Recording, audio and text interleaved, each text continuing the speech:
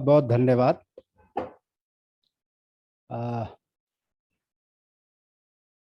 आदरणीय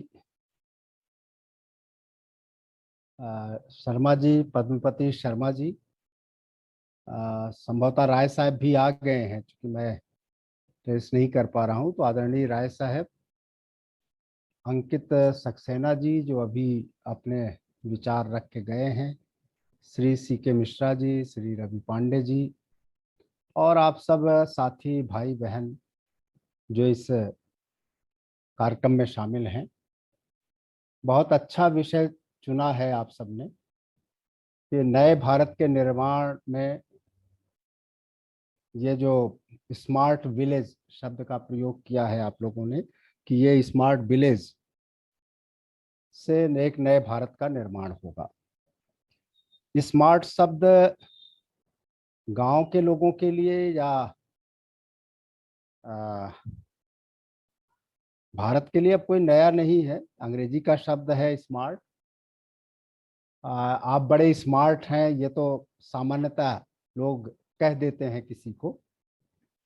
किस अर्थ में हम स्मार्ट शब्द का प्रयोग कर रहे हैं, ये थोड़ा सा एक बेसिक चीज है, जानना चाहिए। क्योंकि शहर और गांव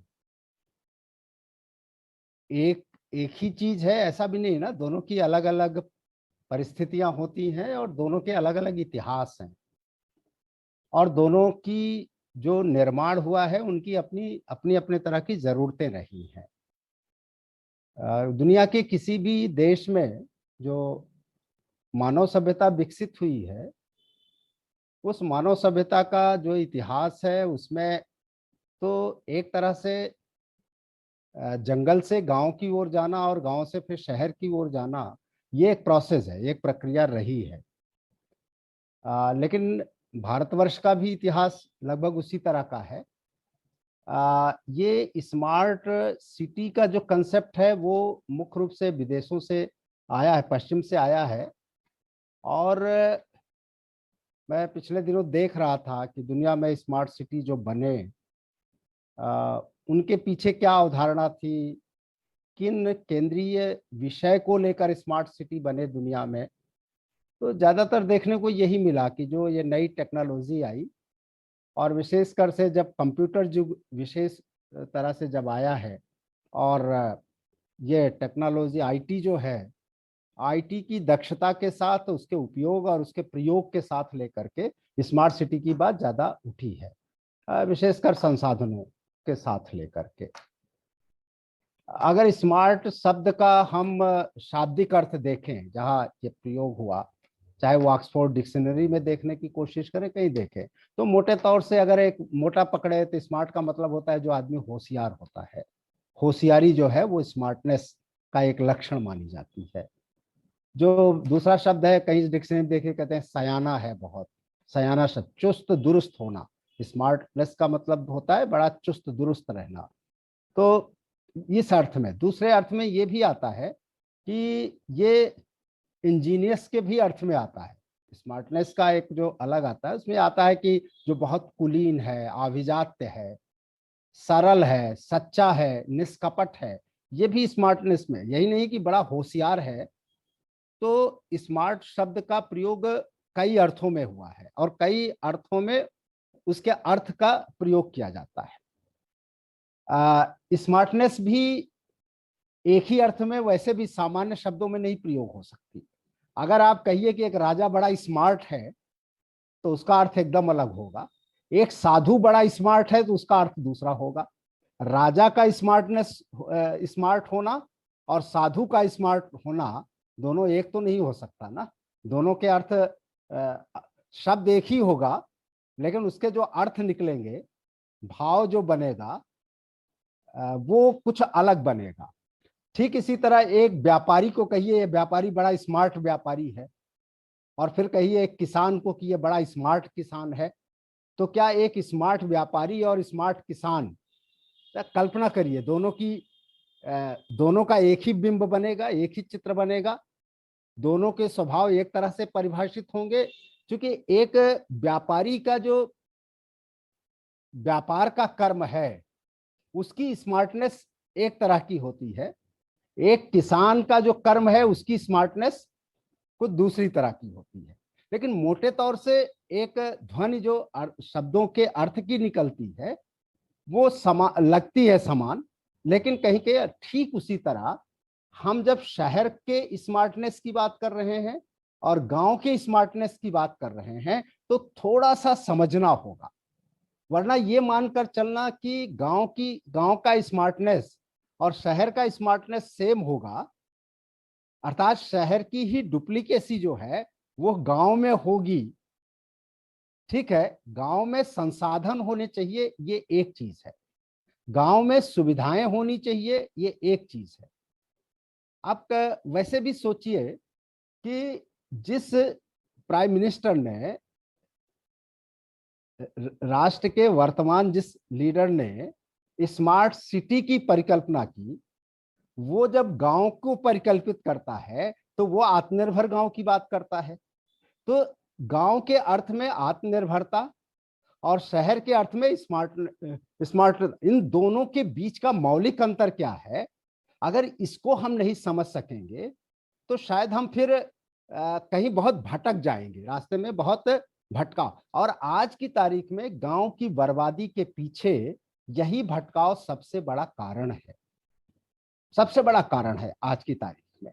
क्योंकि हमने क्या किया, गांव के विकास के नाम पर वो तरीके अपनाए, वो चीजें हम गांव तक ले जाने की कोशिश किए जो गांव के स्वभाव या गांव की जरूरत के विपरीत था या उसके अनुकूल नहीं था। परिणाम क्या हुआ है कि विकास के नाम पर हमने गांव के जीवन को और ज्यादा विशृंखलित किया है। किसी भी एक चीज का उदाहरण ले लीजिए आप कि उस विकास ने कैसे गांव जीवन को और ज्यादा किया है।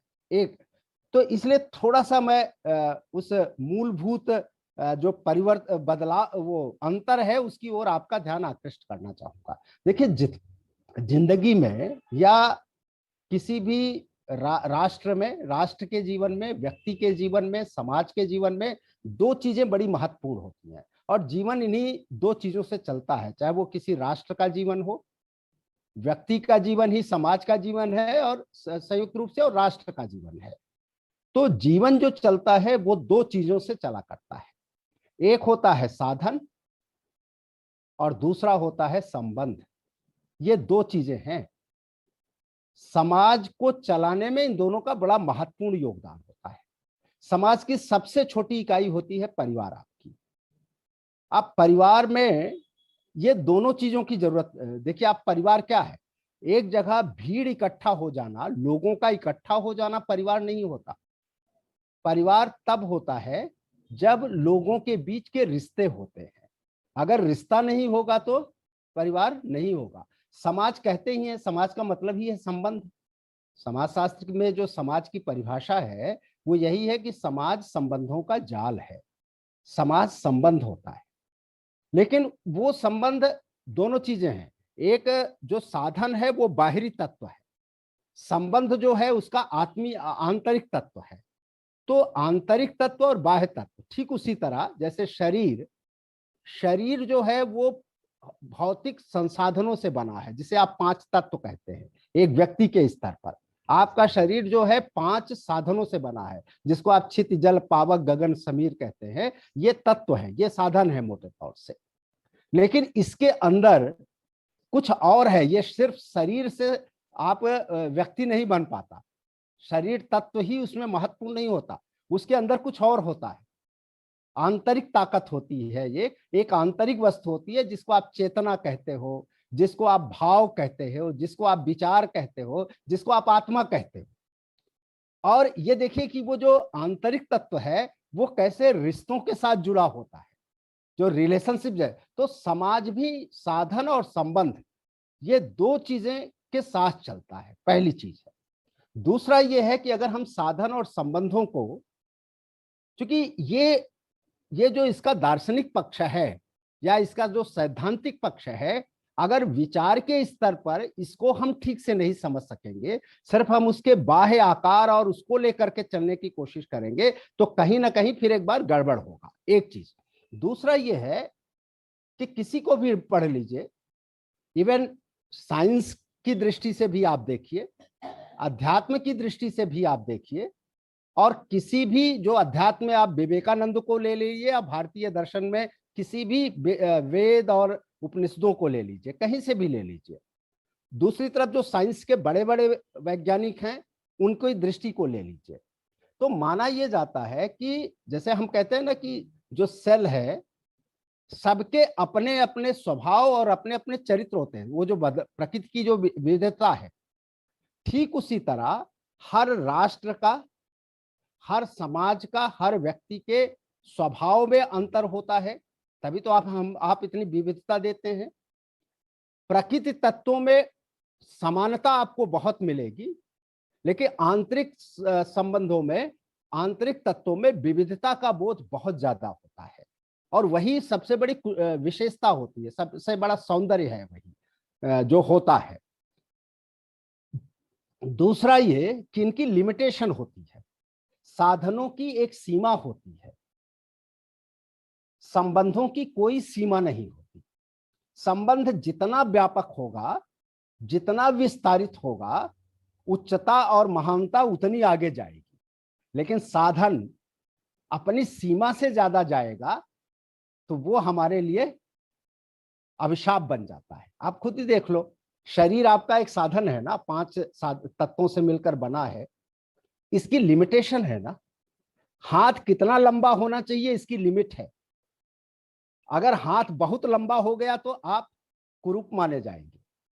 शरीर में वो जो प्राकृतिक तत्व हैं, वो कितने होने चाहिए, उसका बैलेंस होना चाहिए, वरना पेट निकल आएगा, मोटापा बढ़ जाएगा आपका, और वो आपके रोग का कारण बन जाएगा। बड़ा सीधा सा है। जैसे ही साधनों की अधिकता जीवन में आती है, जीवन कैसे विकृत हो जाता है, रोगों से भर उठता है। लेकिन जब संबंधों की अधिकता आती है, संबंधों का विस्तार होता है, वो जीवन उतना ही खुशहाल हो जाता है। ये एक बड़ा बड़ा सरल सा गणित है, सरल सी चीजें हैं।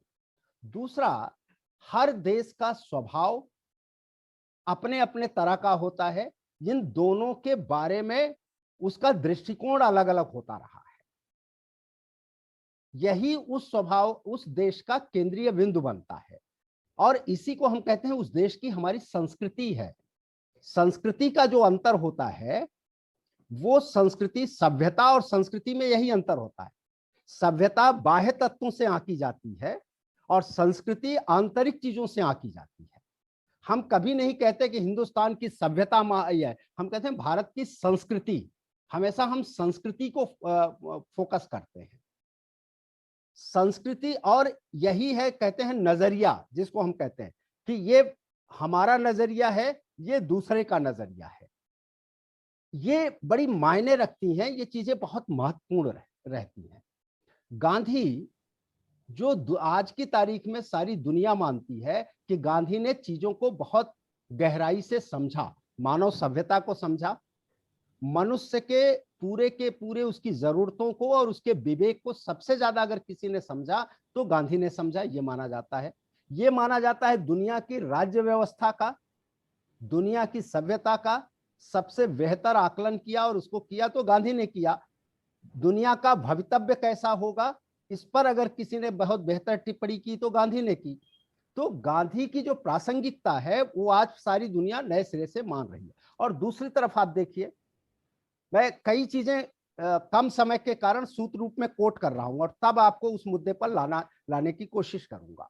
आप देख रहे हैं कि डेवलपमेंट को लेकर जिस विकास की बात कर रहे हैं, जो शहरी विकास का ढांचा है, जिसको हम स्मार्ट सिटी का बड़ा मानक मानते हैं, तो उस शहरी विकास या विकास का इतिहास दुनिया में क्या है? द्वितीय विश्व युद्ध के बाद, क्योंकि पहले और दूसरे विश्व युद्ध में दुनिया को बहुत ज्यादा क्षति उठानी पड़ी थी, और क्षति क्या हुआ था? उसके भौतिक संसाधनों का हुआ था, भौतिक निर्माण का हुआ था। जो बम गिरे, जो संघर्ष हुए, उससे उसके आंतरिक पक्ष का जो नुकसान हुआ वो द्वितीय। इसीलिए आर्थिक विकास को लेकर के जब विकास दुनिया में डेवलपमेंट शब्द का प्रयोग शुरू हुआ बड़े नए सिरे से द्वितीय विश्व युद्ध के बाद, तो उसमें भौतिक विकास सबसे महत्वपूर्ण रहा, क्योंकि वो उसकी प्रायोरिटी थी दुनिया की उस समय से। इसलिए आर्थिक विकास, सामाजिक विकास उसको बाद में कहा गया। आपने देखा उसके तमाम शब्द दिए गए और हम मानव विकास तक आज की तारीख में पहुंचे हैं। दुनिया की जो एक देखने की दृष्टि है, मापन की दृष्टि है। लेकिन आपने ये भी देखा है कि पिछले 8-10 सालों से दुनिया की दृष्टि बदलना शुरू हुई है। अब हम विकास के उस भौतिक संसाधनों पर कम टिक रहे हैं। आज हमने एक नए शब्द की शुरुआत कर दी है दुनिया ने पिछले एक दशक से, खुशहाली की, हैप्पीनेस की बात की जा रही है, जिसे भूटान जैसे छोटे से देश ने 1972 में ही अपने देश का जो मानक तय किया था, वो डेवलपमेंट के मानक या जो दुनिया के विकास के मानक थे उससे अलग उसने खुशहाली को अपना मानक बनाया था। और आज सारी दुनिया अब अलग इंडिकेटर खुशहाली की तय करने लगी है। लेकिन इस खुशहाली के मानक में साधनों को एकदम से काटा नहीं जा रहा है, लेकिन साधनों की कितनी आवश्यकता है। जैसे आप ये देख लो, अगर साधन बड़े महत्वपूर्ण होते तो जिन शहर जहां पर अस्पताल बहुत ज्यादा हैं साधन के रूप में, क्या वहां पर रोग कम हो गए हैं क्या? जिन क्षेत्रों में दूसरे तरह की चीजें अपनाई गई, प्रकृति के ज्यादा नजदीक रहने की कोशिश की गई, प्राकृतिक वातावरण ज्यादा बनाया गया, वहां अस्पतालों की जरूरत कम हुई, क्योंकि वहां पर स्वास्थ्य ही मेंटेन होता था, तो आदमी बीमार ही कम पड़ता था। तो बीमार जब कम पड़ता था तो अस्पताल की जरूरत कम होती थी। वरना अकेले आप अस्पताल बढ़ाते चले जाइएगा, अस्पताल की सुविधाएं, आप ये बताइए कि जहां जिस कस्बे में पुलिस के थाने कम होते हैं या जहां पुलिस का थाना खुला, वहां पर क्या शांति व्यवस्था कायम हो गई? सामान्यतः आप देख लो वहां पर अशांति व्यवस्था, जितनी कचहरियां खुली, जितने वकील पैदा हुए, जितने डॉक्टर पैदा होते जा रहे हैं, उतने तरह के नए नए रोग भी पैदा होते चले जा रहे हैं। कभी इस पर भी विचार किया गया कि क्या वजह है कि हम जितने साधन बढ़ाते जा रहे हैं उतनी ज्यादा उसकी जरूरतें बढ़ती जा रही हैं? जैसे कहते हैं ना, उस सुरसा की तरह उसका इतना व्यापक आकार बढ़ता चला जा रहा है कि कहीं हम चीजों को समेट ही नहीं पा रहे हैं। व्यक्तिगत जिंदगी में देख लीजिए, जिसके व्यक्तिगत जिंदगी में साधनों की प्रचुरता आ जाती है, भौतिक साधनों की, उसके जीवन की खुशहाली कैसे छिन जाती है। एक बैलेंस होता है इसमें, एक बैलेंस होता है। और इस देश की जो संस्कृति थी वो बैलेंस, इसी बैलेंस की संस्कृति थी। गांधी जब बात करते हैं तो बैलेंस की बात करते हैं। गांधी ने ग्राम स्वराज्य की बात की और ग्राम स्वराज्य के उन्होंने 12 बुनियादी सिद्धांत बताए। ऐसे ही ग्राम स्वराज्य को नहीं परिकल्पित किया। उन्होंने जब स्वराज्य को देखा और उस स्वराज्य को, स्वराज्य है क्या मोटे तौर से, जब हम कहते हैं ये मेरा राज्य होगा, तो राज्य क्या होता है? राज्य होता है कि हम अपने राजा होंगे। राज्य तो राजा का होता है। तो राजा क्या होता है, राजा किसको कहते हैं? मैं कहता हूं कि लड़कपन में जब माँ बाप अपने बच्चों से नाराज होते थे तो मैंने देखा था कभी मुझे कि कहते थे तुम मन के राजा हो गए हो। ये बड़ा कॉमन। और हमारे अवधि क्षेत्र में तो बहुत माँ बाप बहुत जब गुस्से में आते हैं तो बेटे को, लेकिन कब कहते हैं? कहते हैं जब बेटा मनमानी करता है। मनमानी क्या है? कि जो उसके मन में आया वो सोच लिया, पूछा नहीं, उसने सोचा। सोचने के जो उसको अच्छा बुरा लगा उसने निर्णय ले लिया, और जो निर्णय लिया उसको कर डाला उसने। अर्थात 3 प्रक्रिया के बीच से गुजरा: सोचने की प्रक्रिया, सोचना, निर्णय लेना और करना। यही 3 चीजें होती हैं। इसी से जीवन, सारी व्यवस्थाएं इसी से चलती हैं। आप देखिए देश के बारे में, देश की जो सरकार होती है, जो राज्य चलाती है, वो भी सोचने का काम करती है, देश के बारे में निर्णय लेने का काम करती है और निर्णय लेकर उसको क्रियान्वित करती है। मेन होता है निर्णय, मुख्य होता है निर्णय। निर्णय लेना ही स्वामित्व है। आप जिसके बारे में निर्णय लेते हैं आप उसके मालिक होते हैं। आप मालिक हैं, अपने घर के मालिक हैं। इसका मतलब है घर के बारे में आप निर्णय लेंगे, और निर्णय से पहले सोचना पड़ता है और निर्णय के बाद करना पड़ता है। तो सोचना, निर्णय लेना और करना, ये तीनों प्रक्रियाएं हैं। ये स्वराज्य है। इसी स्वराज्य को गांधी जब कहते थे कि ये स्वराज्य जब गांवों को मिलेगा, क्योंकि भारत तो गांव से बनता था, तो वो कहते थे जब गांव अपने बारे में सोचने लगेगा, अपने बारे में निर्णय लेने लगेगा और जो निर्णय गांव लेगा उसे करने लगेगा, तो ये गांव का स्वराज्य हो जाएगा। ये गांव का स्वराज्य होता था और यही आजादी होती है, आजादी सोचने की, आजादी निर्णय लेने की और आजादी करने की। भारत की गुलामी का क्या मतलब था? भारत की गुलामी का मतलब साधन से नहीं आकी जा सकती। भारत की गुलामी का मतलब था कि भारत के बारे में ब्रिटिश पार्लियामेंट सोचती थी, ब्रिटिश पार्लियामेंट निर्णय लेती थी और ब्रिटिश पार्लियामेंट के द्वारा या ब्रिटिश सरकार के द्वारा नियुक्त किए गए लोग उसको क्रियान्वित करते थे। भारत आजाद हो गया तो उसका क्या मतलब हुआ कि भारत अब खुद अपने बारे में सोचता है, खुद अपने बारे में निर्णय लेता है और जो निर्णय लेता है उसको, इसी को संप्रभुता कहते हैं। यही सत्ता है, संप्रभु सत्ता है। तो जब हम स्वराज्य कहते हैं और गांव को स्वराज्य कहते थे, तो हम ये मानते थे कि ये जो गांव का स्वराज्य है, यह गांव की खुशहाली का, गांव के स्वावलंबन का सबसे बड़ा आधार बनेगा। और ये कोई कल्पना की चीज नहीं थी, ये इतिहास की भी बात रही। मेरे ख्याल से शायद आप सारे लोग बहुत पढ़े लिखे विज्ञ लोग हैं, आप सबको पता है, बहुत सारे इसके उदाहरण हैं। दुनिया का कोई भी आप उठा करके पढ़िए पुराने इतिहास को, चाहे कार्ल मार्क्स को पढ़ लीजिए, फेनसांग और मैगस्थनीज को तो पढ़ते ही होंगे। सबने 17वीं शताब्दी से पहले भारत की क्या स्थिति थी उसका सबने विवरण दिया है। सर मैं थोड़ा सा इसमें आपको याद दिलाना चाहूंगा, समय का हमारे पास अभाव है, अगर समय का थोड़ा सा जी, या मैं बस सिर्फ ये निवेदन करना चाहता हूं इस चीज में कि जब हम स्मार्ट विलेज की बात कर रहे हैं तो सिर्फ जो स्मार्ट सिटी के मानक हैं वो स्मार्ट सिटी के मानक को स्मार्ट विलेज के मानक पर नहीं, क्योंकि गांव और शहर के बीच का जो मौलिक अंतर है वो ये अंतर है कि शहर बना ही साधनों से है और गांव बनता है संबंधों से।